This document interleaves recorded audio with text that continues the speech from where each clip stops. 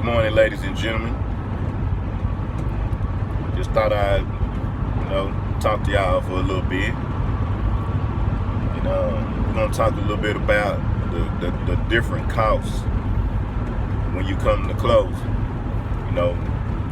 Everybody heard of the down payment. Everybody know you got to have a down payment pretty much in most cases when buying a house. But also there's closing costs, and so you're gonna have to add those up. It's not just a down payment.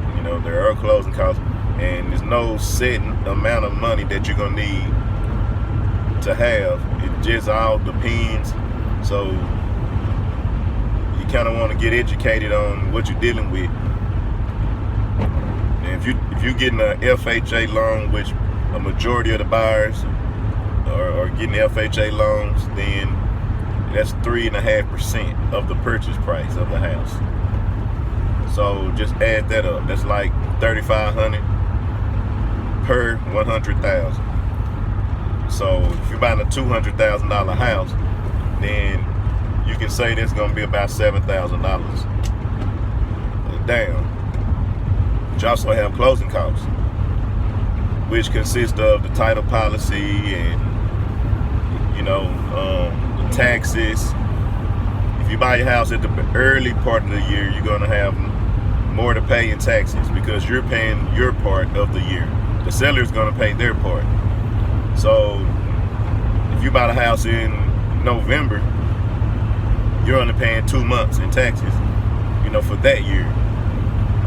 Now lenders, put that money in the escrow, taxes and insurance for the year. So you have to talk to them to see, to get more information on, how they're going to do that. And now if you're getting a VA loan for veterans, then that's going to be zero down. So you won't have closing costs to pay. Same thing with USDA loans, zero down. So you just have closing costs to pay. And now,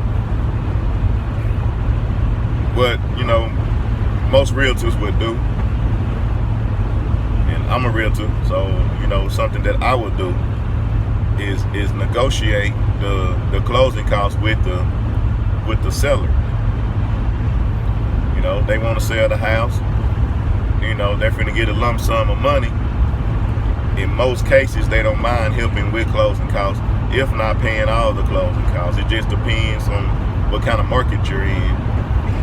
If it's a buyer's market, they're gonna be more willing to pay a bigger piece, if not all of the closing costs. If it's a seller's market, they may not be willing to pay any of the closing costs, or they may only pay $1,000 or $2,000 of the closing costs. So, that's where getting a realtor that's good with negotiating comes in place. You want a realtor that can talk. It's not just about finding you a house. Realtors' jobs is not just to find you a house. Anybody can go on Zillow and Redfin and Realtor.com and drive around and call people and find a house. Many houses. You still want to call your realtor and say, hey, I found this house, check it out for me. Because that realtor will get more information about the house, about the neighborhood. They're also gonna, negotiate with the seller on your contract and make sure that everything is accurate and to your best benefit. Because there are laws, that buyers and sellers are not aware of that can make a big difference in that contract. So you always want a buyer's agent, in my opinion. Some people just call the seller's agent and let the seller, be the only agent involved in the deal. I wouldn't recommend that, but it is what it is. The seller's agent represents the seller. They don't represent you. Now, if you already know what you want and you already know what kind of deal you want, you know what you want in that contract, you can possibly work that without it being, a buyer's agent in the situation. But still, buyer's agent don't charge the buyer. So why not have somebody represent you that's a professional? So keep in mind that, you know, there are closing costs and down payment.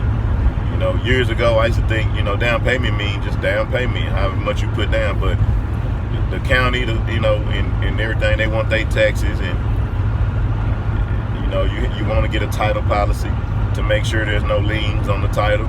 So the title company, you know, will have to pay for that. Sometimes the seller will pay for that.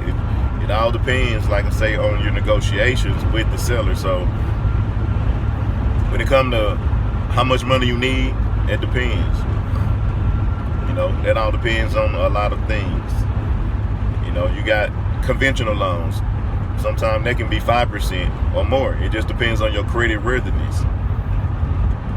If the lender sees you as a high risk borrower, then they might want you to put 25% down. They might want you to buy more equity into the property before they loan you the money. You know, because they're going to put a lien on that property. Just in case you don't pay, they got to come back and take it and sell it. So they're going to make sure that they're covered if they have to do that they have enough equity to get their money back easily. So, you know, the more credit worthy you look, the lower your down payment will be. So, you know, keep in mind the down payment and the closing costs. So you don't, you know, get into a loan thinking it's only 3.5% because you're getting FHA, and then you got closing costs, and then you might can't get the seller to cover those costs for you. So make sure you keep that in mind. Talk to your realtor, talk to your loan officer. Get familiar with your, you know, with all your costs. You might need $10,000. You might need $15,000. You may only need $5,000. You know, it's a big gap in differences. So know what you're dealing with. Talk to your professionals that represent you and get a better understanding before the transaction. And get back with y'all on the next video. Enjoy y'all's day. Position yourself, you know, to make that home purchase. I always say, don't wait to buy real estate. Buy real estate, then wait. You know, see y'all next time.